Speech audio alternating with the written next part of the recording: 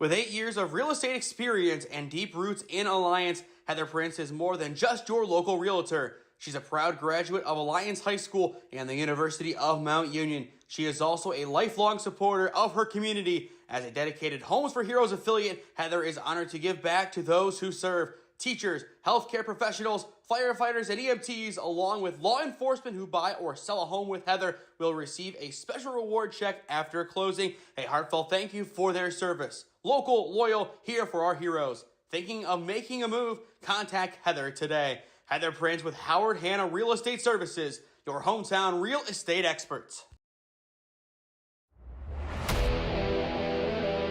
Yeah, thank you. I just want to say first, all glory to God. Without him, I am nothing.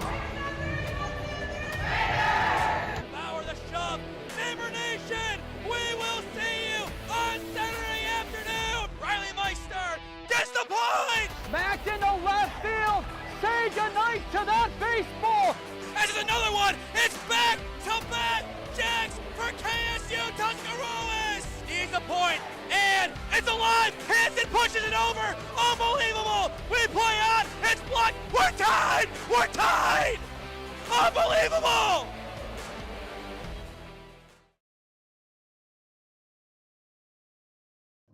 New month, same snow in Alliance, Ohio. Welcome to the Duke Dome, as this is the OHSAA on SmeeSports in partnership with Spectrum Channel 1022 Alliance. Tonight's matchup, a good one on hand, as the 7-9 Marlington Dukes welcome in the 11-8 Lake Blue Streaks.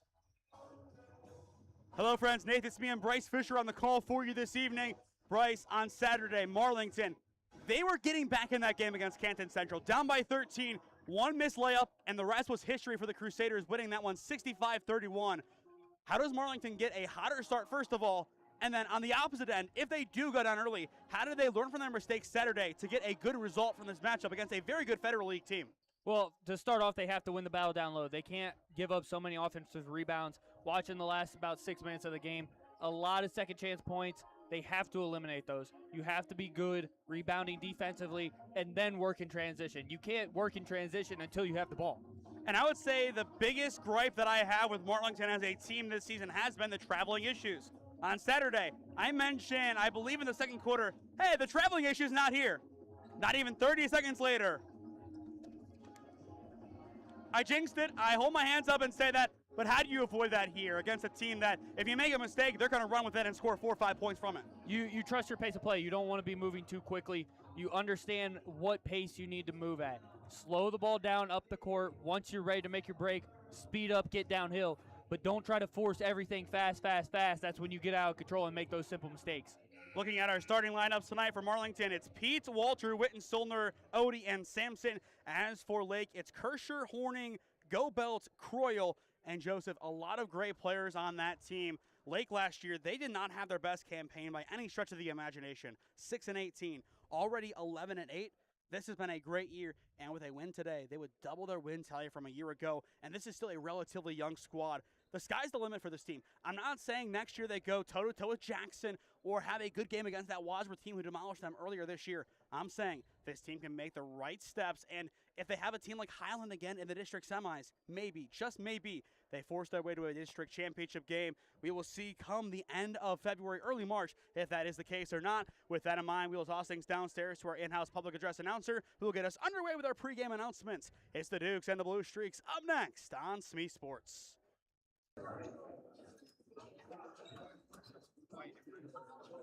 Ladies and gentlemen, Marlington High School welcomes you to this intercollegiate contest between Lake High School and your Marlington Dukes. Today's game is sponsored by the Ohio High School Athletic Association. Your attendance and support of the student athletes and coaches is appreciated by both schools. Both teams are rivals. They are expected to display good sportsmanship throughout the contest, and we request the same for all the fans. Everyone in attendance is reminded to respect the game. The officials for tonight's assignment met the requirements set by the OHSAA and have been assigned based upon the process approved by the OHSAA Board of Directors. Tonight's officials are Alex Oates, Scott Leslie, Bill Loomis. We live in a country with freedoms like no other. To honor America, please stand and join for the playing of the national anthem.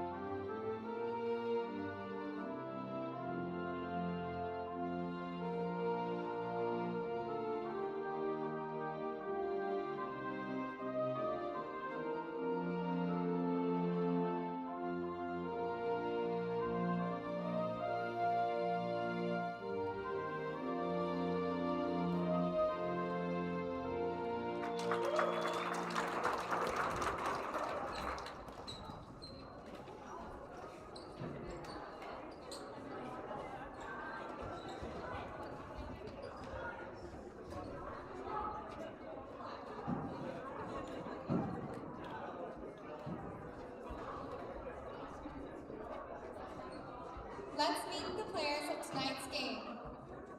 From Lake High School, number 10, sophomore Allie Kirschner. Number 12, senior Savannah Horning. Number 15, Audrey Gobel, freshman. Number 20, Hayden Croyle, senior. Number 23, sophomore Caitlin Wilson. And for your Lady Dukes, number 1, sophomore Bailey Peets. Number 4, junior Marissa Walter. Number 12, senior Addison Wittensolder. Number 15, freshman Shelby Odie. And number 33, senior Gabby Sampson. Assistant coaches, Mia Cooley, Jillian Fox, Tyler Schuler, head coach Nick Struckler. Well, there you have it, our starting lineups. Bryce, we're ready to go here once again. Snowing outside. Was that expected today? I don't think so. I don't think it was for today. I know that Friday we're supposed to get another 4 inches, which I am not excited for. So what you're telling me is we're probably going to end up at Alliance Marlington opposed to Holy Name Padua girls. I mean, if you like your employees and don't want us to drive really far, yeah. We're still going to probably do Holy Name Padua girls basketball. You hate us. I do not. You despise us. I do want to do Holy Name girls and Padua girls because I believe it's the last game for Padua girls in that gym, correct? At least it was supposed to be. With the rescheduled games, I'd have to double check, but Okay. For all intents and purposes, we're going to run with that narrative, even if it's true or not. So we'll see what happens there. Time locally, 6:04 p.m. The Dukes in their home white jerseys, Lake in their road blues, and they will control the opening tip, and Croyle will open the scoring in 4 seconds. A really nice left-handed layup there. You rarely see that in high school basketball anymore. I love it from the Blue Streaks early. It would make sense for Hayden Croyle, one of the best players in program history. And here they come again on the opposite end. Joseph lays that one in. But Hayden Croyle, only the 9th blue streak in program history to eclipse 1,000 career points. Yeah, she was doing it when I was still in high school. She's been doing it a long time. She understands how to score and is a great player. And here come the Dukes trying to answer. It's Bailey Peets' corner 3, just a bit long. And there's the rebound down low for Croyle. A strong start for Lake, about to get a little bit better. And it will. An easy layup down low. It is all Lake early. Yeah, it's all transition. It feels like they're just being them out in front. That time was Goldbelt, the freshman, and it goes right back to the Blue Streaks. 53 seconds in, 3 baskets for Lake. Yeah, if I'm Marlington, I might want to slow it down a little bit. Give yourself a little bit more time. Try to kill the momentum of Lake here early on. I hate to ask the question of a timeout this early, but when do you start considering it, given how efficient this offense has been? I think if you're down by double digits this early, you got to at least consider. Probably pull the trigger on it, too. And we'll see if they do. 6:50 on the clock in the opening frame. Horning, her mid-range, just a bit strong, and there's the rebound for Addison Wittensoldner. Yeah, I got a little bit too pushy with that floater. And here comes Walter down low, trying to make her way inside the paint. The paint won't quite open, but Sampson the rebound. A second chance for the Dukes. Odie drives inside. In traffic, the bank will open. Really good job there from Marlington Dukes to get onto the scoreboard. Way to find the girl crashing down the middle. You had to find something in that possession. I just love the court vision from the big fella down low. And you got to use that height. Of course, no Ella Wittensoldner out for the season, torn ACL and MCL. Other players have to step up. Air ball taken in by Croyle, now back top. Horning, her 3, just a bit shy. And another great crash, that time taken away by Walter.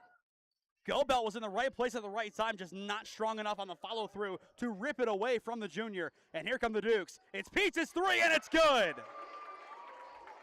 That ball's spinning well. I'd like to have her have a good shooting day. Croyle again, bounce pass down low. The unselfish move. And a lot of pressure right on that out-of-bounds line. And it looks like it will stay with the Dukes. And they're going to call a foul there, I believe, on number 10. That would be Kirscher, the sophomore. Or rather, no, they're going to say 15, Gobelt. Yeah, interesting. I thought she just dribbled out of bounds, but if they're saying that they body blocked her, they body blocked her. So after a really bad start for the Dukes, only down by 1, this is exactly what you want to see, and it's going to be back-to-back fouls on the Blue Streaks. Yeah, that one was obvious. If you get beat, you got to flip your hips. You got to start running in a straight line to beat them to the spot. You can't try to get pushy with your hands to slow them down. And it looks like, at least as of right now, the hand fighting will get called quite a lot. Odie in the coffin quarter does a nice job to keep her composure. Back down low, Lillian Wittensolner to the deep wing. It's Peets, just a bit long. Odie fights for the rebound, can't bring it in. A nice box out effort by Yosef down low. And here come the Blue Streaks in transition. Gobelt at the elbow, goes out wide. Croyle's 3, rolls around, not gonna fall. And Odie gets back possession for the Dukes. Marlington once again looking for their first lead of the evening. Walters 3, just a bit shy, and right back to Lake it goes. Looked like she was unsure if she wanted to shoot there. I kind of wanted her to kick it back to Odie. Odie was wide open after that kick. And Shelby Odie entering play on Saturday, averaging 9.4 points per game, 0.3 ahead of Bailey Peets. A wide open look from downtown, not there for Lake. That time Horning's off the mark, and yet again Shelby Odie with the rebound. Wittensolner down low, spins left, pivoting right, and back out wide to Peets for the resets. That time she did the right thing. Wittensolner goes far side for Walter. Spinning in the corner, takes it down low. Lillian Wittensolner to try and complete the play. Just a bit shy. Rebound Horning. I thought that was a really good possession, though, from Marlington. All the way around, a great play. Just like that for Croyle, but an even better block for Lillian Wittensolner. Yeah, great offense, but better defense there. The Dukes trying to say the future is now, but that pass off the feet of Walter. And here comes Gobelt in transition. Wittensolner. She was set but moved too much, and there's the blocking foul. Yeah, she saw the Euro step get started. She tried to step into the Euro step. You can't do that. You got to hold your water there. So 4:08 on the clock in the opening frame. And if you look at Lake, all of their scoring came within the first 53 seconds. That was one of the best starts that we have seen all campaign. And This is game 51 all the way around. Game 50 of basketball for us. Mid-range not going to be there. Rebound Croyle. And it'll be an and one. A nice strong finish for Hayden Croyle. And just like that, Lake is back on the board. And as you said, Bryce, she's been doing this for a lot longer than just this season. Yeah, she's always been a very efficient scorer. She understands how to get into the paint, how to maneuver her body. That one, she went with the right hand, trying to put a little bit English on it. That first basket, she went with the left. She's able to score always down low. And a clean free throw as well. So 5 of the 9 so far for Lake have come from Croyle. No surprise given her scoring exploits. But here come the Dukes once again looking for an answer. Instead, Peets coughs it up. And so does Lake. Odie picks it up at the timeline. And Marlington gets away with one. Bailey Peets to the wing. This 3 is good. Yeah, that all stemmed from that poor pass. You got to give Croyle some distance. You got to let it go. She's got the speed. She can beat them in transition. Put it out there. Let her go get it. That 3 came from the freshman Catania. A 9-8, and the Dukes bench is getting loud, but that 3 will silence them. Another basket for Hayden Croyle. Give her 8 on the night. A stellar start for her. Make it 12-8. And Lake back up to that 2-possession lead. Catania bobbles it right back to Lake. And the Blue Streaks have numbers getting forward once again. Horning just outside the paint, backs away, over McCarty and finishes. That was good defense, but once you made the stop, you got to close out. You can't just stay there. Cut the distance. And it's Croyle, another steal. Only Odie to beat in transition, and it's good. A 10 ball in the first quarter for Hayden Croyle, and still just under 3 minutes left to play in the opening 8 minutes. A strong start for her. Catania, another corner 3. This one a bit too long. McCarty fights for the rebound. Very lucky not to get called for the foul there. Yeah, I thought there was going to be an over-the-back called, but nothing. Horning's floater is right on line. That was a thing of beauty. Yep. She now has 4, and here's the timeout for Coach Strumpel. He wants to talk things over. He knows these Blue Streaks all too well, coaching at Hoover for 7 total seasons before coming to Marlington. 2:36 on the clock in the first. It's Lake up by 10. With 8 years of real estate experience and deep roots in Alliance, Heather Prince is more than just your local realtor. She's a proud graduate of Alliance High School and the University of Mount Union. She is also a lifelong supporter of her community. As a dedicated Homes for Heroes affiliate, Heather is honored to give back to those who serve. Teachers, healthcare professionals, firefighters, and EMTs, along with law enforcement who buy or sell a home with Heather, will receive a special reward check after closing. A heartfelt thank you for their service. Local, loyal, here for our heroes. Thinking of making a move? Contact Heather today. Heather Prince with Howard Hanna Real Estate Services, your hometown real estate experts. 18-8, Lake up by 10, and so far tonight, Bryce, it is the Hayden Croyle show. She has 10. Yeah, she's played a phenomenal game so far. And the Dukes, as a cohort, only have 8. Just really puts that into perspective. Out of bounds on the tip, forced out of bounds that time by the freshman Phillips. Yeah, and she's got a basket almost every way so far. She's got the and one on the layup. She's got the left-handed layup, right-handed layup, and she's got a 3-ball. Doing it in style as she always does for this Blue Streak squad. And another steal, only one player to beat, and yet again she does. Hayden Croyle now has 12. I'll tell you what, Bryce, it might be too early to talk about player of the game, but when the information's right in front of you, you kind of have to think about it. Yeah, and she's going to be in the conversation. Easily, even if she doesn't score again tonight. Peets at the top, tries to slip inside. Back out wide, Catania, already a 3 to her name this evening. Wittenstolner down low, blocked, trying to take that shot, and picked up again down low. That time, Yosef, the sophomore, gets it. Croyle, beautiful pass, just inside the arc. Now the step back 2. It's shy on a clear travel. Yeah, got a little bit too much in her own head there. You're wide open. Put the ball on the ground, back up if you want to take a 3. That was Walchuk, the freshman, that time around. But Lake up by 12, their biggest lead of this evening's game thus far. Peets in the coffin kind of corner there, right around the elbow. And there's the jump ball that keeps it down here. But just like Canton Central, Lake is doing a great job defensively, getting that double team trap with nowhere else for the Dukes to go. Yeah, and now with Croyle coming out of the game, this is your chance if you're Marlington. You got to get a couple on the board, cut down the lead. I'd be surprised if she stays out for really a long period of time, especially if the Dukes start scoring. McCarty, loose ball, picks up, and here comes Phillips in transition. Pete's the only defense right now for the Dukes, and Phillips will reset. That's the wise choice in this instance. Horning near side, picks up Walchuk. 1:23 on the clock in the opening frame. Lake up by 12. Horning.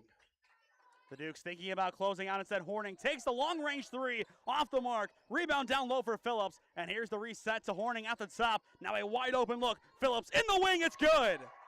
And barely moving the nylon at that. Yeah, that was a beautiful shot there. This Lake team dominating early, up 23-8. Now a minute on the clock in the opening quarter. Top for Wittenstolner. Down low, beautiful cut by McCarty. Needs to put that one up, it's too shy. Gets her own miss. And there's the foul, and the clock will stop with 47.8 to go in the opening frame. And once again, this was 9-8 at one point. And just like that, a big old run changes the narrative. Yeah, it's been a massive run. And if you're Marlington with Croyle coming out of the game, you need this time to cut down this lead. First of 2, no good. Amid the absolute silence. Yeah, dead silent, and all you hear is the thud of the back of the rim. On Saturday, it was a 17-0 run for Canton Central. Right now for Lake, a 14-0 run. That doesn't scream success to me. You got to find a way around it. That one is good, and the run will end. So now 23-9, 45 seconds left to go in the opening frame. And once again, Hayden Croyle subbed out moment to go. And there's the steal. Foul number 4 on the Blue Streaks in the opening frame. And that'll bail out Peets from the travel. Yeah, I'm not going to lie. I kind of thought that was a little bit SGA-esque, trying to draw some fouls there. It's not a bad idea. No, it's not, but what do they call it now? Non-ethical basketball? If it works, it works. That's my thoughts on it. Walter down low, Wittenstolner. It's a beautiful pass and a beautiful finish. Yeah, really good job there. And that's a connection we'll see a lot of next year as both players are returning. Lillian, a freshman this year. Marissa, a junior. The bank won't open there. Rebound Odie. 15 seconds on the clock in the first. And here come the Dukes once again in transition. Walter Walchuk the defense, and it's poked out of bounds. Clock stops, 10.2 remaining. I think they need to go after the freshman here. Find out where number 5 is on the court and go after her. I wouldn't hate that idea at all, especially if your idea is to drive. Otherwise, find a player out wide and take your shot. It's Odie at the top. She will drive. 5 seconds on the clock. A clean Euro. The finish not there. Wittenstolner fights for the rebound. Can't bring it in. And there will be no shot in time. Horning gets it up and over the backboard. Plenty of power behind it, but just a bit too late. And that'll do it for the opening 8 minutes. After a strong start for Lake, the Dukes got back in it, but the Blue Streaks strike again, up by 12 through 1 on SmeeSports.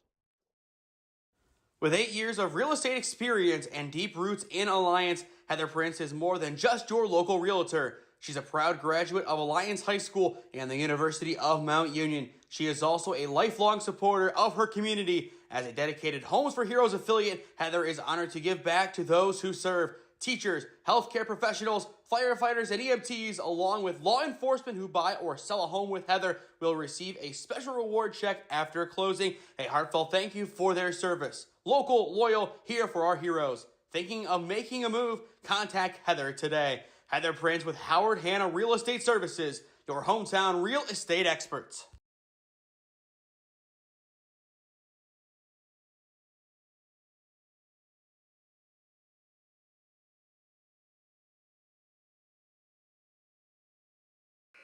Through 1 in Alliance, Ohio, it is Lake up 23-11 on the Marlington Dukes as you are watching the OHSAA on SmeeSports in partnership with Spectrum Channel 1022 Alliance. Once again, I am Nathan Smee. Alongside me on the call this evening, Bryce Fisher. As we were talking about during the break, we could really rename this broadcast to the Hayden Croyle Show. 12 points for her so far. She is the heartbeat of this entire Lake team. Yeah, she's been the driving force. She's done everything offensively, and defensively, she's been a menace.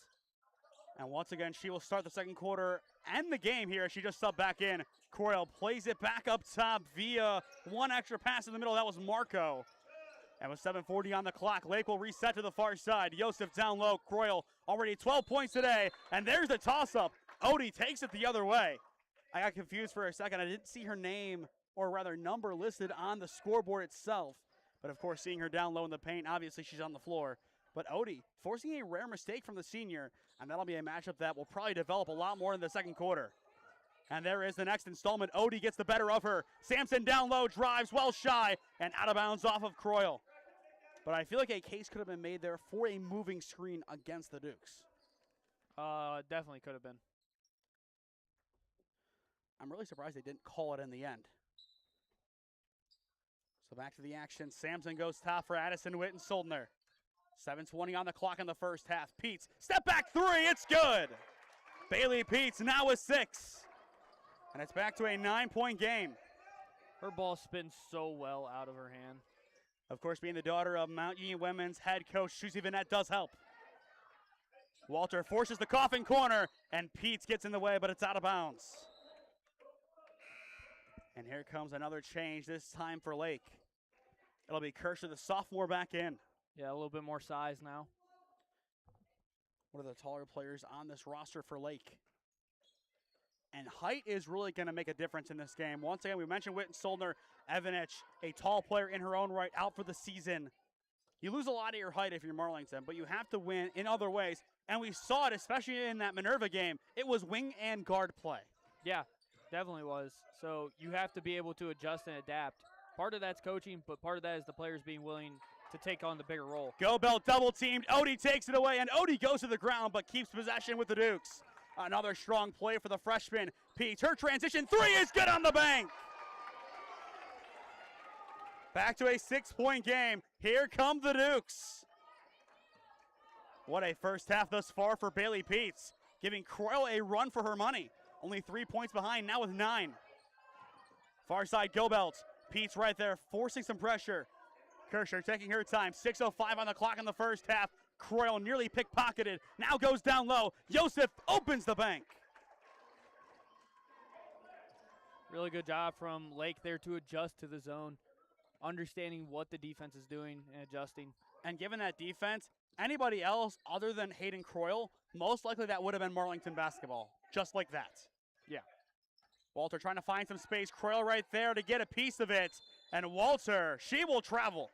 Yeah, I was about to say, this is the most obvious travel call I've ever seen. She literally kicked her feet into the air. A lot of the time that is one of the telltale signs of it. Yeah, she was trying to pedal a bike from her back. But it's not hiding much from the refs there. A tough turnover, still 5:40 on the clock in the first half. Marlington's defense once again needs to step up. Kind of a 2-1-2 zone as of right now. And that zone does leave a lot of room for threes like that for Horning, and this time it's good. Savannah Horning now with 7. And it's back to an 11-point lead for the Blue Streaks.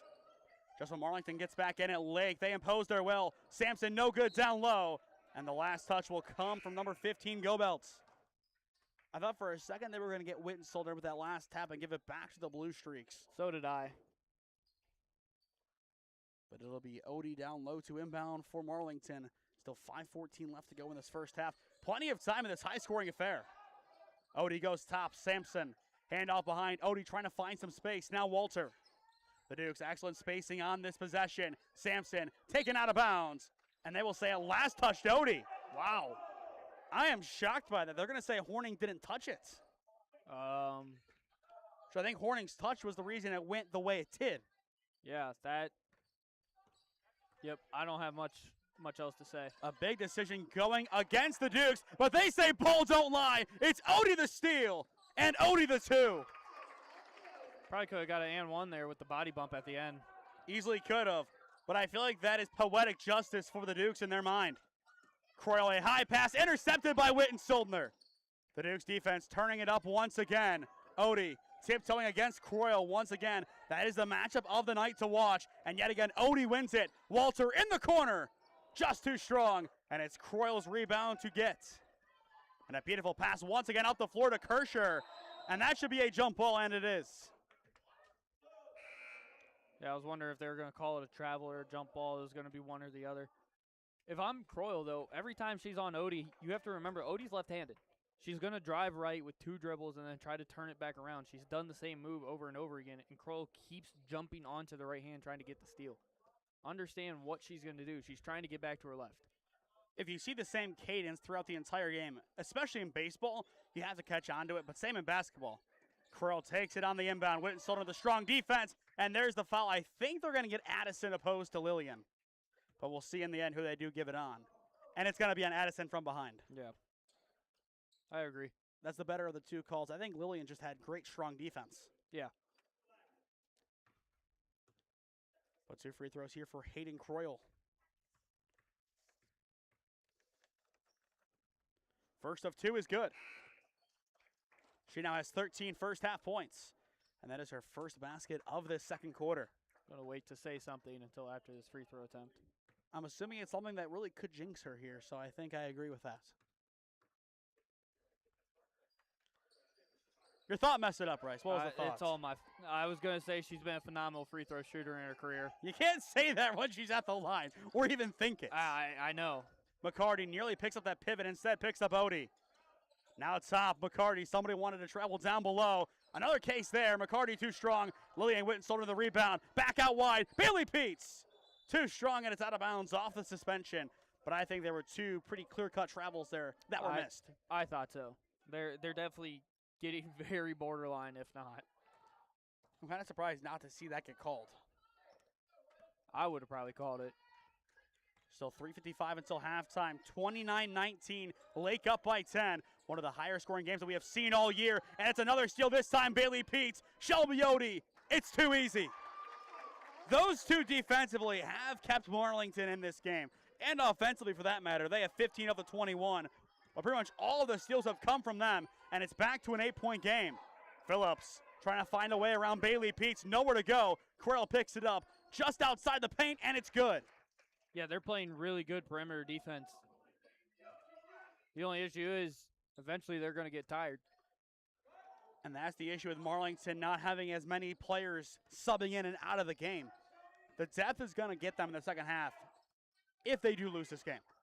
Walter, a strong sequence, but intercepted in the end, taken away. And here come the Blue Streaks, but too strong on the pass. Joseph had the right idea, but just too much in stride. Yeah, I'm sorry, but we got to be able to dribble with our right hand there. You got to find ways to adapt to the game. Both teams have done so, I would say, relatively good so far, but still a lot of time and a lot of things that can be corrected at the half. Which, if you're 100%. Marlington, you want to get back a little bit closer. And that one just going to be a carry. Yeah, You kind of see that arm just kind of turn over. she hesitated. I think she wanted to cut it back, go back up top, decided against it, got too far under the ball as she was trying to attempt that. And when you can see that arm go from up to down, every time it's going to get called. Coyle bounce pass to the corner, wide open three, and air ball down. McCarty picks it up, and the Dukes get their stop. Still a 10-point game. Here comes Odie, a long pass. Catania taken right back by Horning. The turnovers traded between the Dukes and the Blue Streaks. Horning tipped towards the top. Phillips able to pick it up, and back to Horning it goes. Now Croyle, step back three in the wing. Not going to be there. Strong rebound, Kirscher, and it's intercepted. Catania right place, right time, off of Odie, but Shelby's composure is enough to keep possession for only a second. There's the interception, and it's poked out of bounds by Shelby Odie. It was an incredibly chaotic. It's like volleyball. Yeah. That's just the hustle and the grit that you see from both of these squads, game in, game out. Yeah, and now you try to slow it down. You have to, and looking at this quarter, only one foul called. No timeouts called in this quarter. It's been pretty much 6 minutes of go, go, go. You got to find a break in there somewhere, and that could have been another foul or could have been a travel. Either or. Phillips, her three, rolls around, not there. Strong crash, Croyle, not there on the attempt. In a triple, if not quadruple team, and she is finally fouled. What did we talk about pregame? Get the freaking defensive rebounds. Sorry, that was me. Man. Long day? No, I hate seeing offensive boards over and over again. Like, yeah, I'm in my coach's mindset still. That's on me. I said freaking though. First of two is good. Baseball's still a couple months away, Bryce. Not for us, though, here at SmeeSports. We do have Tri-C at the end of the month. Yep. Coral second is good. Shout out Jackson Bulls. And there you go. I would say, outside of that one that you jinxed, Coral has been great from the line. Yeah. So now a 12-point game. Odie drives, taken away, pinballs down low, and scooped up by Collier. A great stop by the Blue Streak. Here comes the offense. Phillips, top in the wing, wide open. Croyle's three. High bounce, no good, and thrown out of bounds by Lake. Still 88 seconds on the clock in the first half. I want to see Marlington get back within 8 at the break. I think that's a good number to shoot for. At least get it under double digits. So that would mean right now a 3, pretty much. Catania in the corner, trying to find some space. Picks up Peets again. Already 9 points today for Bailey Peets. Catania takes it once again out wide. Quickly losing room. Peets, her 3. Just too strong. Rebound, Witten-Solner in the double team. And there is foul number 1 on the quarter against Lake. Nicely done by Witten-Solner. Went low. And just too many bodies attacking from the top. Yeah, you got way too many people coming over the top. You have to understand where the ball is. When you have somebody that is a physical presence in the paint, you can't force the action. You got to kind of let them come to you, especially when they don't have any space to get their feet moving. She's not able to get any momentum. The only thing she can do is go vertical. You can go vertical with her. And it looks like we will have a pause here to go to the scorer's table for something. Either way, a pause at 1:08 on the clock. Scoreboard issue? No. Kind of just expect it now with how many times we've seen scoreboard issues. And it happens how many times? It's happened quite a lot. And once again, this few. is broadcast 51 of the winter for us. It's bound to happen. Yeah. 52 will be either Wednesday or Thursday. Potentially on Wednesday, we go out to Strongsville Mentor. Still deciding. A lot of it's going to come down to the weather. If things shift, then obviously the answer is no. If it stays okay, then probably the answer is yes. Thursday, that is our next guaranteed broadcast here. That'll be at 6:30, Minerva Carrollton Wrestling. It'll be girls varsity first and boys to follow. They had to put the foul on. Number 10 for Lake. So that would be the sophomore Kershing. Or Kersher, excuse me. They took one off of someone. I didn't see who. But either way, back to the action. Still a 12-point lead for Lake. Pete's running out of time. High inbound. McCarty picks it up. And here we go once again. 1:05 on the clock in the first half. McCarty trying to find some space. And there is the travel. Excellent defense again by the Blue Streaks. Yeah. I think at that point you need to quit stretching to find the pass and come back to your frame and use some rotation to get them away from the ball. So the final minute of this exciting first half, all the offense that you could possibly expect from this game, and then some, I would say, thus far. Horning, far side, bounce pass to the elbow. Kersher, down low, Horning, back out wide. Kersher takes it again. And a high pass into the backcourt. It's a fast break for the basketball. And Lake does the wide thing. They stop the clock, though, but it doesn't give Marlington a free chance. Yeah, it eliminates the free path to the basket, and it stops the clock, so you get a chance to get another possession before the clock runs out. You got to find a way to allow your defense, A, to set up, and B, to have a chance to get the stop there. And there's the foul in the backcourt. An unnecessary one, just too aggressive from Horning. Yeah, but I don't hate it. Clock's already stopped. If anything, it's just going to push the ball back. The issue, though, that is her second foul of the game. That is quite an issue. That could become a problem in the second half. And now Croyle comes back, and she only has one, but she has to be careful as well. You don't want to get her into foul trouble. If she has to sit at all in the third or fourth quarter, and it's not just because, okay, we have rotations, that could be a big issue for the Blue Streaks. Once again, 17 of the 33 are her, but it works out in the end. Kersher with the steal, and here come the Blue Streaks. There's the Euro, and there's the bank. Allie Kersher on the board for the first time tonight. Yeah, worked through some contact there, too, and finished with the left. Been really impressed with how Lake has used their left hand in this game. 10 seconds left to go in the first half. Catania open in the corner, and it's good. That three will cut the deficit to 11. One last chance for the Blue Streaks before the break. It's Croyle. Just there, but not going to fall. I thought for a second that was going to go in, Bryce. We'll watch that one back. That would have been one heck of a way to break 20 at the break. That line was nearly perfect. Yeah, it looked good. And we'll also see the three just perfectly set up Catania. She was just camping in the corner, right place, right time.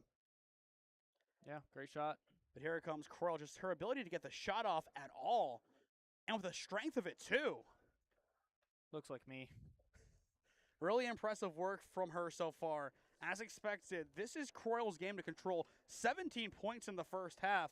What do you like about her game? She's done so much within the paint. She's been hustling for rebounds. She's been very, very physical no matter with the left or the right. She's found ways to get active out off ball, too, on defense, going after passes. She's being an all-around player. That's as simple as I can put it. Rounding out the scoring real quick before we go to break for Lake, Phillips has 3, Kersher has 2, 7 for Horning, 2 for Gobelt, 17 for Croyle, and 4 for Joseph. As for Marlington, they are led out by Bailey Peets today. She has 9, 6 for Odie. Lillian Wittensolner has 2, 1 for McCarty, and 6 for Cam Catania. And she has had a quiet role, but still a very impactful role in this offense. The freshman, the sky's the limit for her. Yeah, it definitely is. She's not the eye-popping type of player, but she's very, very effective. She understands her role and doesn't try to do too much. She's the type of player that every single coach wants on their team. They want 2 or 3 of them, that they're going to do their job no matter what, and they aren't going to make you angry with the silly mistakes.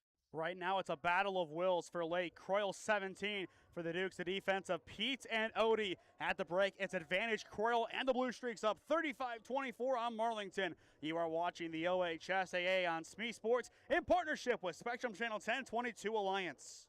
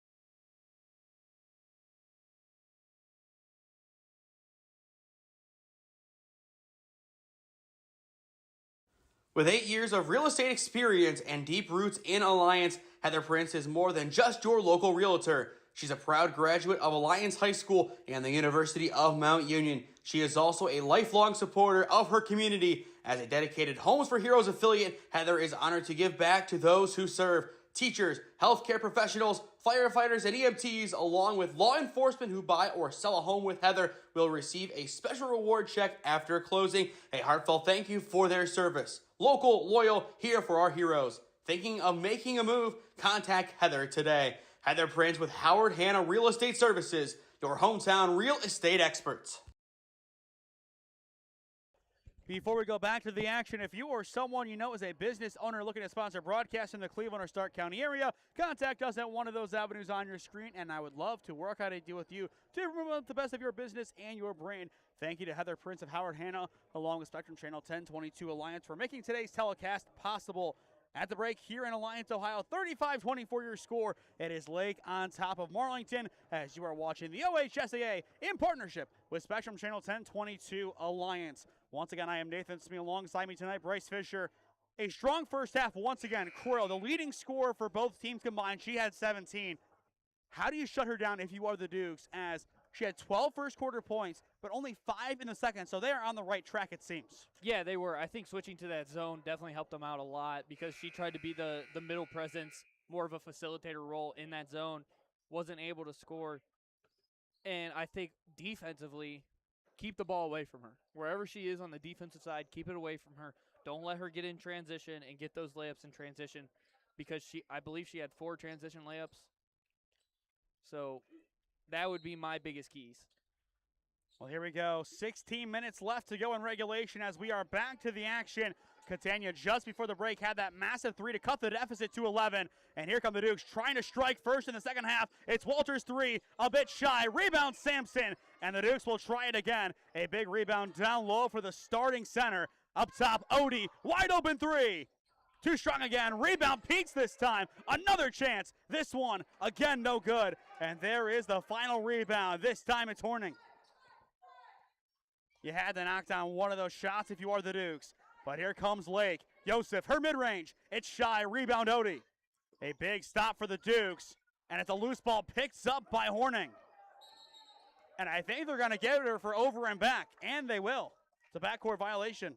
They have the ref has no clue, though, because he's not in position. Listen, I think it's the correct call, for the record. But as somebody who deals with officials and is an OHSAA official in 2 sports, positioning is the biggest thing. You were supposed to be in line with the furthest back player. This guy's doing it perfect. He was perfect. And here comes Odie driving in the lane. Somehow nothing is called. And there is the rebound for Go-Belts. A lot of extra steps in there. I'm really surprised not to see a travel or a foul. On the opposite end, Horning slips past Witten Soldner. Now into the wall, asked to get rid of it. Croyle to the elbow, Joseph. Pete's maybe got a piece of it, but still with the blue streaks. Lake trying to set up their offense. Instead, another steal, this time Odie. Somehow keeps it alive and somehow finds Bailey Peets. Excellent composure, and there is the steal on the opposite end, this time Horning. And the blue streaks are off to the races. It's Croyle, and the bank will open. Another transition bucket for Croyle. She's doing such a good job getting out in transition. Now 19 points for number 20. Yet again, a strong outing for her. Witten Soldner in the double team, taken away by Horning, and it's off to the races again for the blue streaks. Horning spins, and it's off the foot of Joseph. A lot of fast-paced basketball to begin the second half. I want to see more methodical offenses from both sides. I agree with you. I'd like to see them be a little bit more methodical, understanding a true offense with tempo. We'll see if they find some here. Witten Soldner top, picks up Walter. 6 minutes on the clock in the third. Peets waits for that at the top, takes it away from Marissa Walter, and there is the foul. That time on Hayden Croyle, her second. And if you're Marlington, if you can get her into heavy foul trouble, that would be big, and that could really change this game. Yeah, Croyle and Horning, if you get them into foul trouble, that would be massive because that's most of their offense. And for the Dukes, their offense combined 1 foul, and it's from Peets. Odie, clean thus far, but still plenty of time for that to change. Shelby Odie in the wing, trying to find some space. Go about the pressure. Now back out wide, Witten-Soldner. A lot of strong defense. There is the fall. And will they call it a travel? Yes, they will. Hayden Croyle tiptoes the line and in the end gets the forced turnover. Yeah, and I think that was good defense. And the only reason I'll say that is because you have to be able to dribble with your left hand. You can't dribble with your right hand only straight into the defender. You have to find some balance somewhere. 5:30 on the clock in the third as Lillian Witten-Soldner is getting ready to sub in. Gobelt pivoting and nearly out of bounds, but kept alive by Kirscher. Lake playing on some borrowed time. Walter the pressure for Marlington, now back out wide. Croyle far side, picks up Horning. Her deep three, off the mark, but rebound Hayden Croyle. Another chance for Lake, and they will call it a foul, and we'll see which player does get called. They're going to call it on Walter. Coach Strempel not happy, as I thought that was just strong contact there on the drive, not a foul. I wouldn't have hated a no call.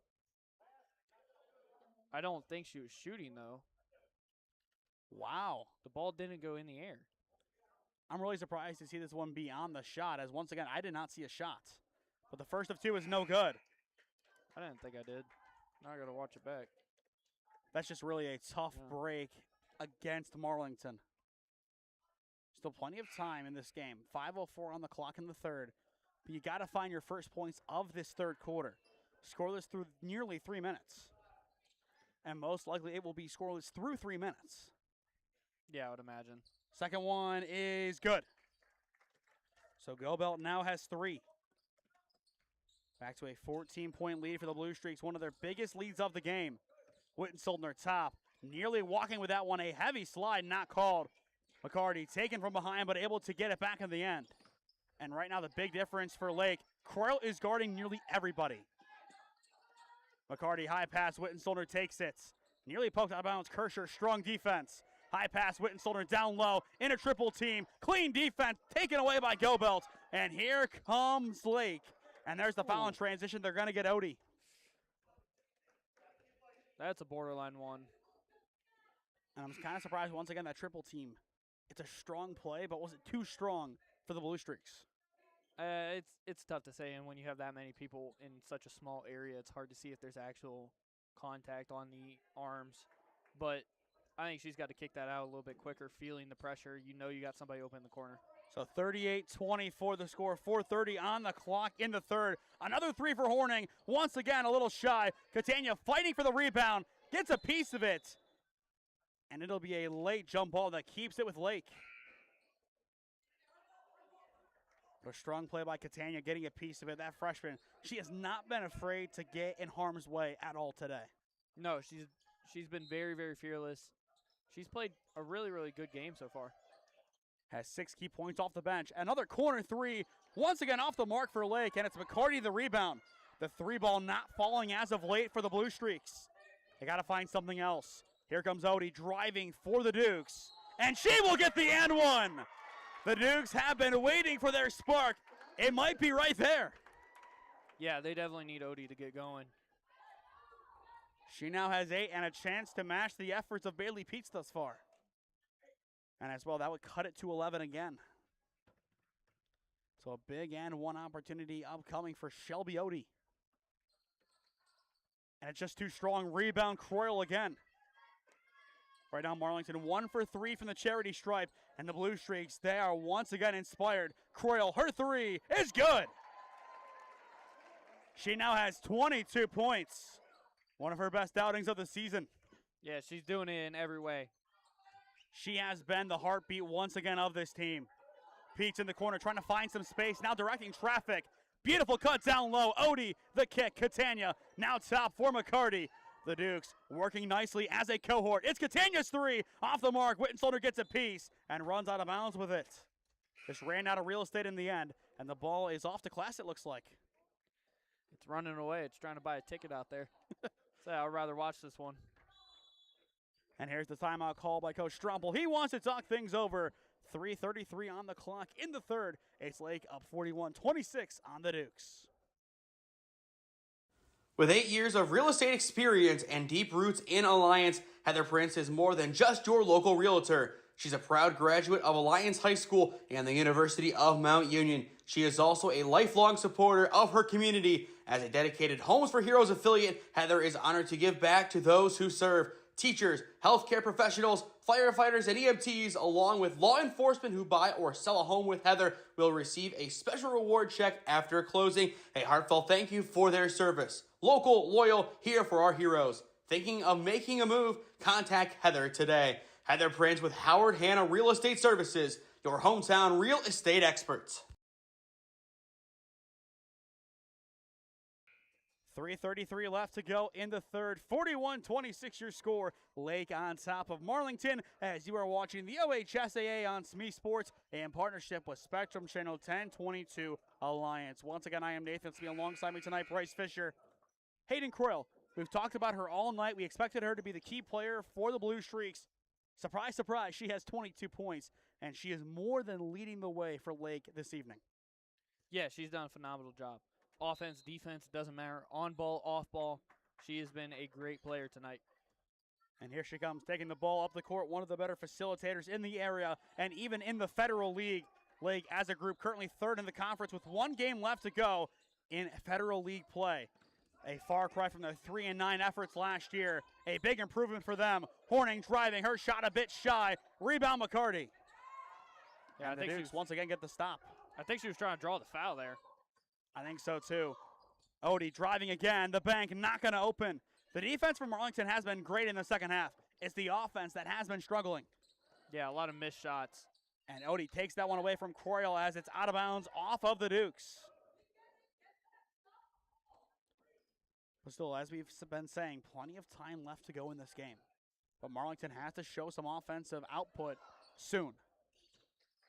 Yeah, you got to do something. Collier trapped in the corner, picks up Croyle now, back to Collier. Her corner three is shy again. Loose in the paint, and it's put away. Hayden Croyle picks up the pieces. Get defensive rebounds. You cannot give up second chance points. Now a 17-point game. The Dukes, the closest they've been in this attempted comeback was 11. Catania in the corner, taken out of bounds. Last touched by Horning.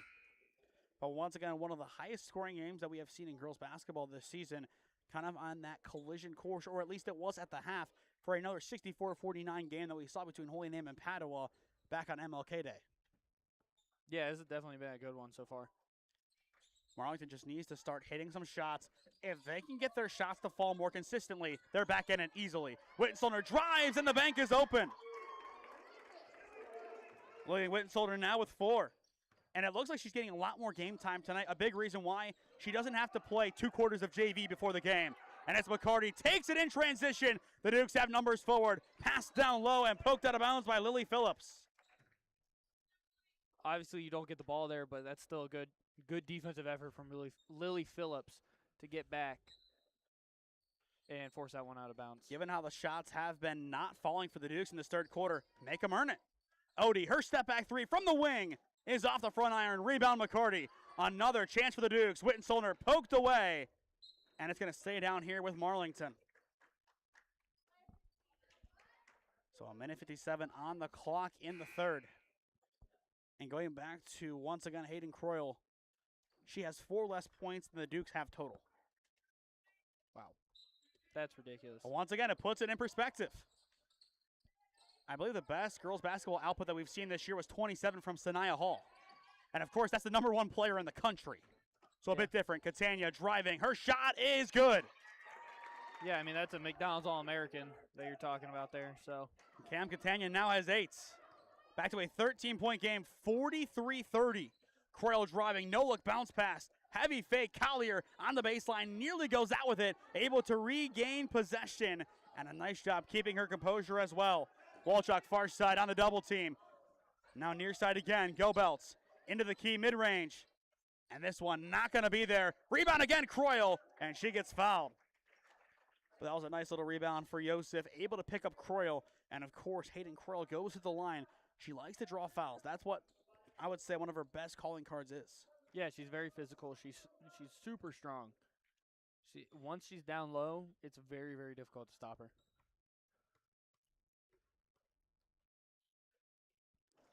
First of two, though, is no good. Not strong enough there. 4 for 6 from the line so far tonight. I cursed her. Cursed her early on. It's all my fault. I'm sure she's going to blame you for that one. Yeah, call me Geno Smith. That one, though, is good. So back up to a 14-point lead for the Blue Streaks as Croyle does sub out. As we've talked about with her rotation, now having 25, the longer she's out of the game, the more that benefits the Dukes. But obviously, it's not a free pass.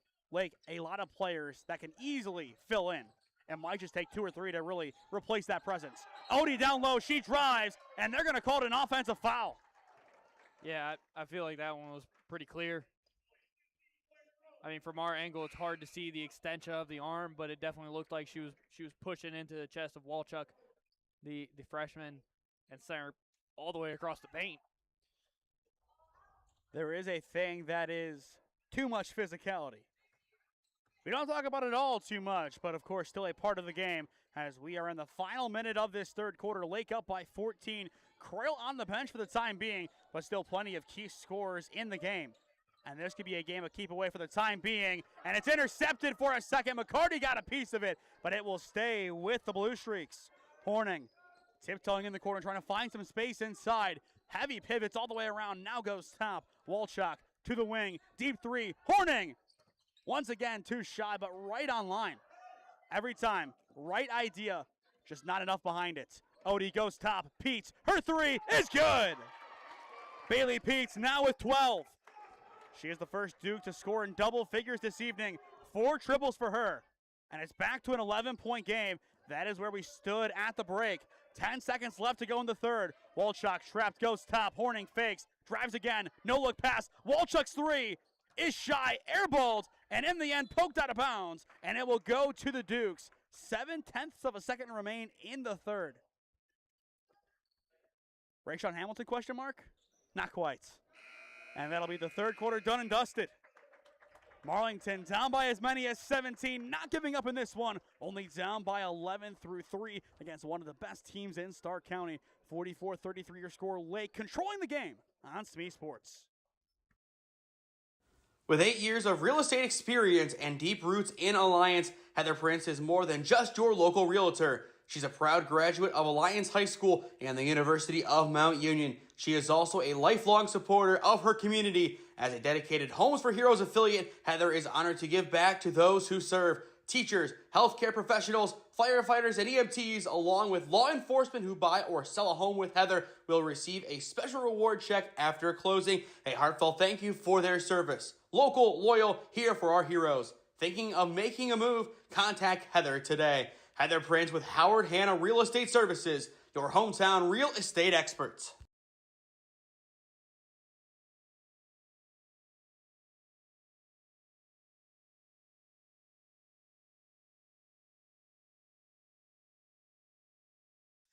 Before we get back to the action, if you or someone you know is a business owner looking to sponsor broadcasts in the Cleveland or Stark County area, contact us at one of those avenues on your screen, and I would love to work out a deal with you to promote the best of your business and your brand.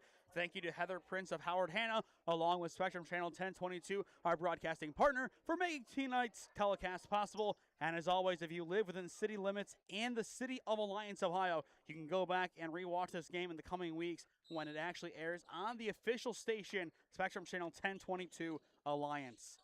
8 minutes left to go in regulation. Marlington down 44-33 to Lake. It's go time right now for the Dukes. Can they find some answers? Odie trying to find some space now, far side. Walter takes it in. Odie's open at the top. Instead, she will drive again. The Dukes spacing the floor quite nice to open up this fourth quarter. Odie trying to fight for some space. Now down low, Sampson instead tipped out of bounds. I think if you're Marlington, you need more shooters in. Like, you got to chip away with a little bit of rhythm here. Really, your best shooters are Pete, Odie, and Catania tonight. That's what I was kind of thinking. And Catania, she might be making a case for herself to start very soon. We'll see if they do make that adjustment at all this season or not. Odie from the elbow, miscommunication, and caught out of bounds by Coach. Yeah, really good pass there to Coach. It was a little low. He caught it towards his knees, but it was in the shooter's pocket. That would have been a great pass, right on the money, just miscommunication on the cuts. Yeah, and he would have knocked it down. We know he would have. I mean, he did knock one down that was stuck inside the rim on Saturday. Kirscher pushed from behind and a clear foul. But going back to Saturday, for those who didn't see it, the ball kind of got stuck between the backboard and the rim. The coach from Canton Central, he made his way over to try and do it. Coach Strumpel waves him off. He goes over there, jumps up, and in one move knocks it down. And it also would have been good. It did fall through the nylon. Yeah, he's just an athlete. First of two at the line is good for Kirscher. And once again, speaking of being an athlete, he was the head, I believe, track coach over at Hoover for a number of years. He was their, actually, cross-country coach for 6. That one no good for Kirscher, but there's the rebound. Yet again, it's Croyle, and it's a free possession here for Lake. Far side, here's the three for Gobelt. Rolls around, not going to be there. Rebound Odie. And a big rebound at that for the Dukes. Here they come, down by 12. They go top, Addison Witten-Soldner, her three. Bounces out, no good, and thrown nearly out of bounds, and there it is. Kirscher the last to touch it. And I thought that would have been out on Pete if she just let it go. I think it would have been. I think she decided too late, though. Got caught in the in-between, tried to commit to it. It's a really tough call you have to make there. It's a split-second decision. You're going to judge either way what happens. You make the right call, great. If you make the wrong call, you're going to be judged for it, even though it's a split-second decision that it's pretty much a 50-50. Witten-Soldner goes far side, Peets, her corner three. On the inside iron is no good. An unlucky bounce. A great line. Horning, her transition three is airballed and nearly out of bounds. And there should be a foul. Odie just had her ankle grabbed. And she is down in pain. Yeah, I think her foot kind of got stuck under Hayden. It's like mid-thigh to knee as she was coming down. Good to see that she's okay walking off the floor, but that looked really scary when it happened. Yeah, there's probably going to be a nice little ankle sprain. Probably mild if she's already walking. And it looks like one of the blue streaks kind of just went at that ankle. And it's got to be Croyle. I think she I don't think it was intentional, but I think she fell on it. Yeah. But, I mean, this is unrelated to this game. Did you see the Michigan State-Michigan? No. Michigan State players kept kicking at Michigan players' feet as they would drive by. Oh. Never ideal there. Full court press for Lake. Peace nearly loses it from behind. Witten-Soldner keeps it alive, but right back to the blue streaks. Croyle drives, and there's the foul. That press is just too much to overcome. Yeah, they're doing a phenomenal job with the press so far. But as long as they don't play this like Michigan State was, I think it's all fair. It's sport. It's a contact sport. You're going to get hurt.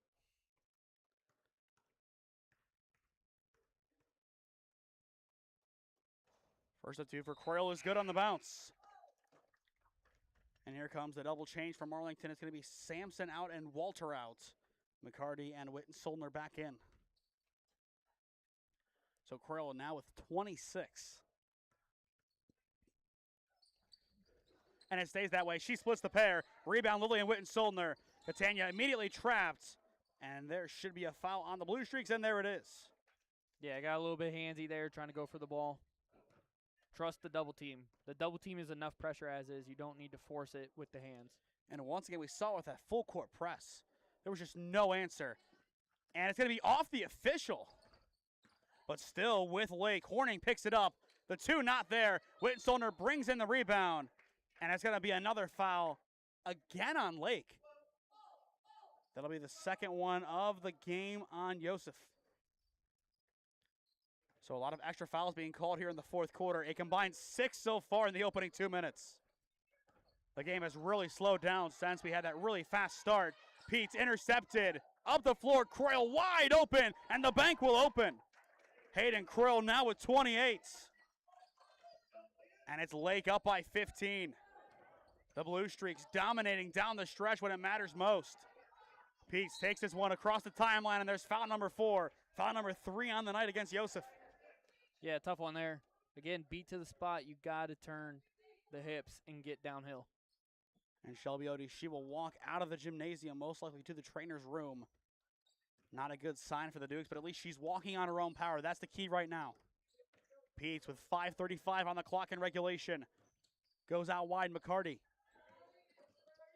The Dukes already plagued by injuries so much this year. McCarty pivoting to the corner. Peets, her three is good. Bailey Peets knocks it down. She now has 15. Yeah, it looked like Odie just walked around a little bit, feel for the ankle. Hopefully she can come back in the game if you are the Dukes, especially getting this one a little bit closer. Kirscher trying to find some space. Goes far side, a wide open look. Horning's three. Off the mark. Kirscher lets it go, and it should stay with the Blue Streaks, and it does. And I think Odie is trying to plead her case to say she wants to come back in. And she will have a chance to do so. Even more so, a timeout is called. 4:59 on the clock in regulation. Lake still hanging on, up by 12 as you are watching the OHSAA in partnership with Spectrum Channel 1022 Alliance. With 8 years of real estate experience and deep roots in Alliance, Heather Prince is more than just your local realtor. She's a proud graduate of Alliance High School and the University of Mount Union. She is also a lifelong supporter of her community. As a dedicated Homes for Heroes affiliate, Heather is honored to give back to those who serve. Teachers, healthcare professionals, firefighters, and EMTs, along with law enforcement who buy or sell a home with Heather, will receive a special reward check after closing. A heartfelt thank you for their service. Local, loyal, here for our heroes. Thinking of making a move? Contact Heather today. Heather Prince with Howard Hanna Real Estate Services, your hometown real estate experts.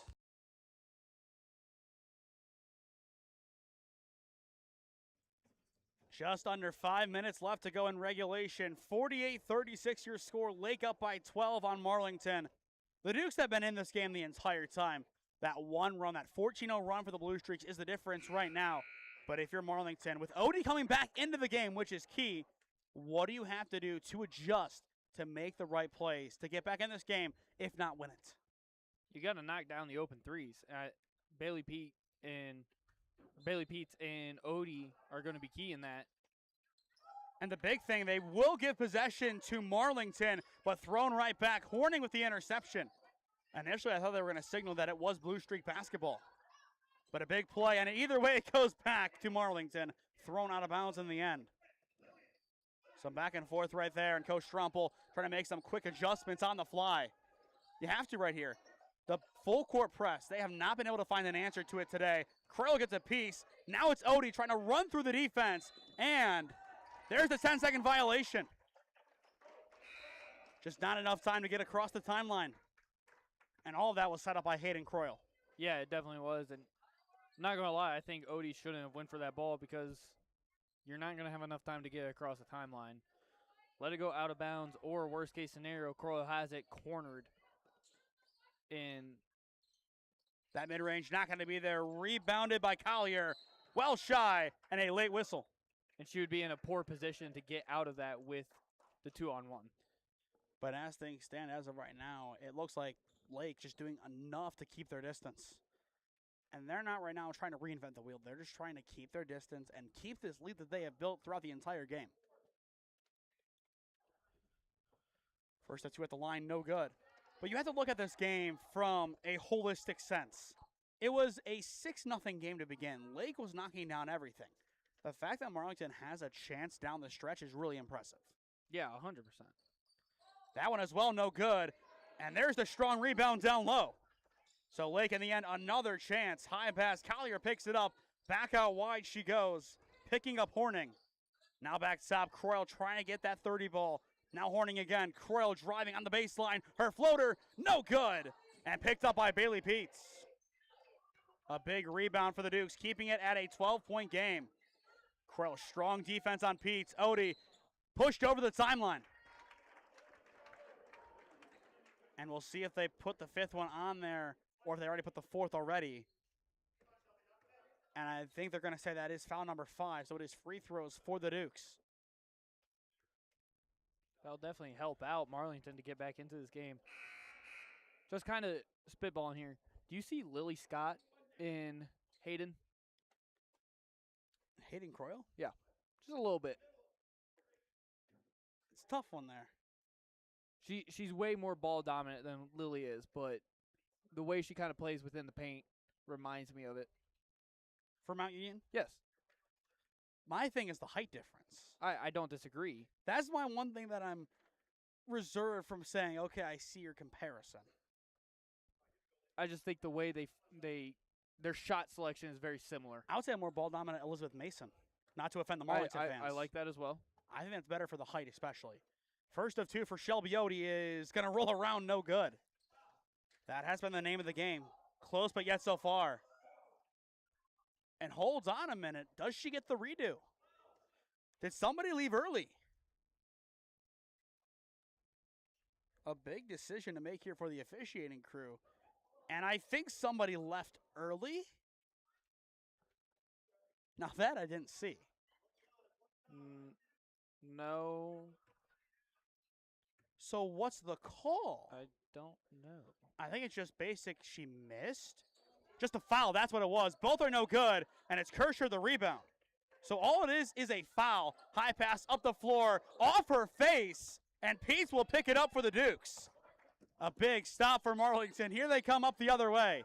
Odie in the wing, thought about the three, now picks up Peets. Her three, not going to be there, just too strong.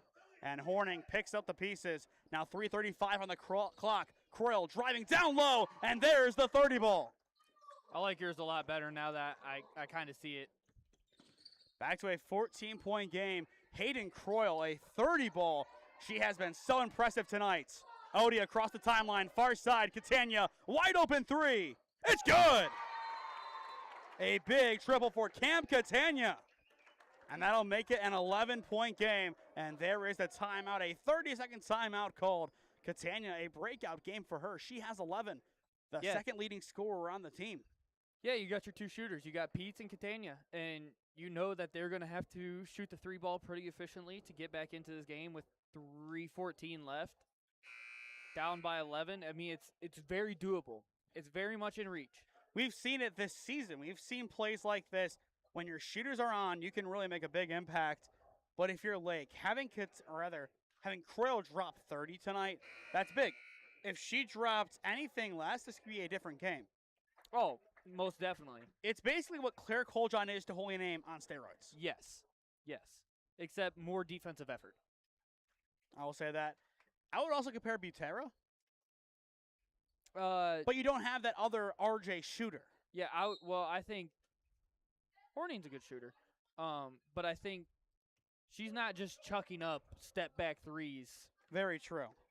It's really a tough one to make comparisons across different regions of Ohio itself. The drive down low, it's good. No, but I think the Elizabeth Mason comparison is a really, really good one. So Joseph now with 6. Wittensolder tipped up at the timeline. Catania fights for it, rolls it back, and picked up again by Joseph. Here comes Croyle, and there's the travel trying to get set. And I think based on that facial reaction, she knew it. Yeah, I think she did. And obviously, Coach doesn't want to admit it, but I think she knows it as well. So back to a 13-point game, just under 3 minutes to go. Is this pretty much 3-pointers from here on out for the Dukes? I don't think it is yet. I think under 2 minutes, if you're not within double digits, it has to be, but... And Catania, she will reset, have plenty of space, and she will travel. That's when you got to spot up and really shoot. I thought she was just going to retreat to the three-point line and pull it. I wouldn't have hated that choice at all. I wouldn't have either. Now if you're Lake, I think I'm looking at the clock. I see 2:35 as I'm taking this across the timeline. I'm not really thinking about shooting anytime soon, unless it's perfect. Joseph, bounce pass. It's Kirscher, her mid-range. A little shy, and it's a rebound for Odie, and that's why you need to take more time off the clock. Yes. Odie goes far side, picks up Catania, thought about the three, this time stays set, and the Dukes have another chance. Catania tipped out of bounds. Peach tries keeping it alive, and it goes the other way. Why did she? That went off a Lake, right? It was last touched by Lake before she went for it. Okay. I think she missed the ricochet. Oh, man. That's a really tough break for the Dukes. Now 2:05 on the clock. Lake really has to slow things down here. Phillips intercepted. Bailey Peets right away makes up for it. On the other end, banks it in. Back to an 11-point game. And that's why Bailey Peets is such an effective player for Marlington. Makes a mistake, forgets about it, and makes up for it immediately. Yeah, and she's a really good all-around player. Croyle takes it, slipping inside through traffic, and once again it's good. 32 points tonight for Hayden Croyle. The lead back up to 13. It's Odie across the timeline, right in front of her own bench. 90 seconds on the clock. Witten-Stollner loose ball inside, and it'll be a foul on Lillian Witten-Stollner going low. And that's a tough one to give up, but then again, there's no surprise. We had the same exact call on Saturday. You have to be able to control your size better, which it'll come with time. Playing the 5, especially with that kind of height, is tough. Yeah, it's very, very tough. Especially if you're not totally in control of your body yet. If you don't have an understanding of it. Joseph's mid-range off the mark, and Witten-Stollner rips it away. No jump ball. Catania, green grass, and a green finish. So not done yet. Catania now with 13. Second leading scorer tonight for the Marlington Dukes. 1:05 on the clock in regulation. It might be fouling time here for the Dukes unless they can find a stop another way. In the wing, Horning, her 3 is good. It took a minute, but finally falls for Savannah Horning, and that might be the dagger. And it's out of bounds, staying with Marlington with that 3. That pretty much seals it. Yeah, I think it does. A massive 3 for Horning. She now has 11. And for Marlington, I think you agree here, Bryce. It's all 3-pointers from here on out. Yeah, it has to be. You got to chip away extremely fast. And then foul quick. Make 3s, foul quick. Odie tipped inside, intercepted, it's Kirscher, and that should about do it. Croyle across the timeline, picks up Collier, and the Blue Streaks are gonna win this one, improving to 12-8 on the year. It's Joseph, off the bank, no good, rebound McCarty. As for Marlington, they will fall to 7-10 on the year. Ooh. And there's the heavy blocking foul on Horning. I don't really know if I don't think that was a block. And the Blue Streak fans on the far side not too accustomed to that call. They didn't really like that one. Yeah, it's an awkward angle from up here, but I thought she tried to throw on the brakes and tripped up on her own feet and threw the ball off of Horning. First of 2 at the line is good for Odie. It's not like it's going to make any drastic changes, but still interesting. And here come a whole host of changes for Marlington, including Pete's out of the game. And as for Lake, it is a full new 5. This one, it'll be a Blue Streak night in Alliance.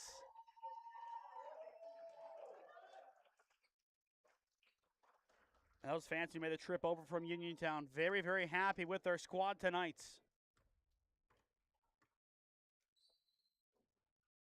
Odie seconds.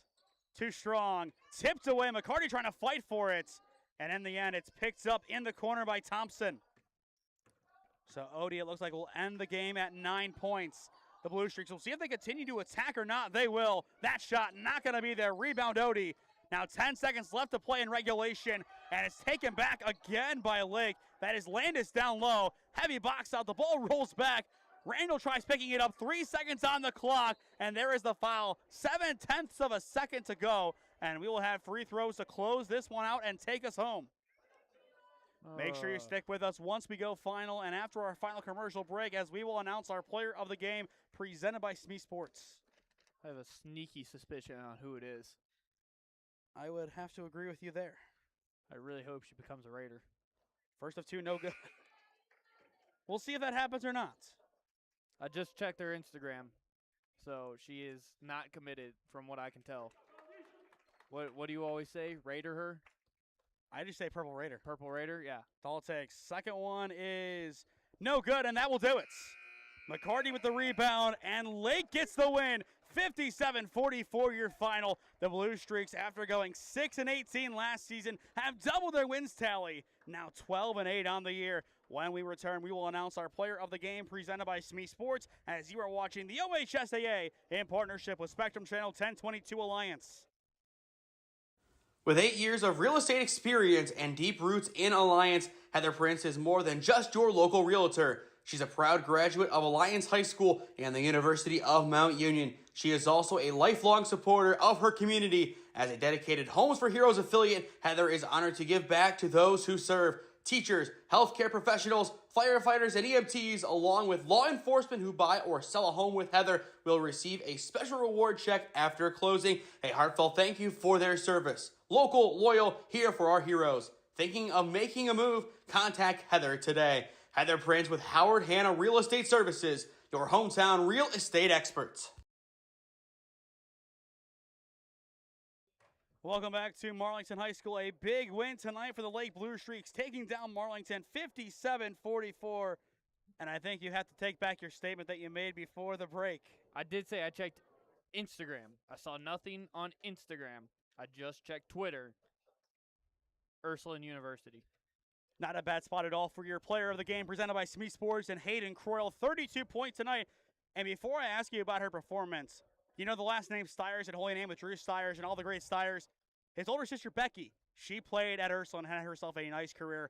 Ursuline develops great basketball players, and I'm sure Hayden Croyle, she'll just be the next player in the long list of talents that have come out of Ursuline. Yeah, I'm sure she will be. She had a phenomenal night. There's no other way to put it. All around scoring defensively, on ball, off ball. It didn't matter what she was doing. She had a great night. It was awesome to watch her play tonight. And her partner in the backcourt, Horning, also had a great game. Looking at the official stat lines for the players that played tonight for Lake, Phillips had 3, Kirscher had 3 as well, 10 for Horning. She was the only other player on the roster in double figures. Gobelt, the freshman, had 3, 6 for Yosef, and then 32. The big stat line for Hayden Croyle, the woman of the hour, and once again, only the 9th player in Blue Streak history for girls basketball to reach 1,000 career points. As for Marlington, not a bad night for them. Bailey Peets led the way with 17 points. But Cam Catania, she had 13 points, and she is making a case to be that next big player for the Dukes, especially if she can grow a little bit. You look at a starting lineup next year, maybe Odie, Peets, Catania, Evanich, and Lillian Wittensoldner. I don't know if that's an easy out by any team, really. No, that's a. I think if they develop, just depending on if they can understand what their goal and what their role is as players, I feel like they will be a very, very good team. I think Odie's a really good on-ball guard. She has to get a little bit more creative with how she drives it, but Peets and Catania are phenomenal off-ball players. They can shoot the lights out if they need to. Both excellent players, and they were great tonight. Looking at the overall stat line once again, 17 for Peets, 13 for Catania, 1 for McCarty, 4 for Lillian Wittensoldner, and 9 for Shelby Odie. Marlington, they showed promise tonight. Now 7-10 on the year.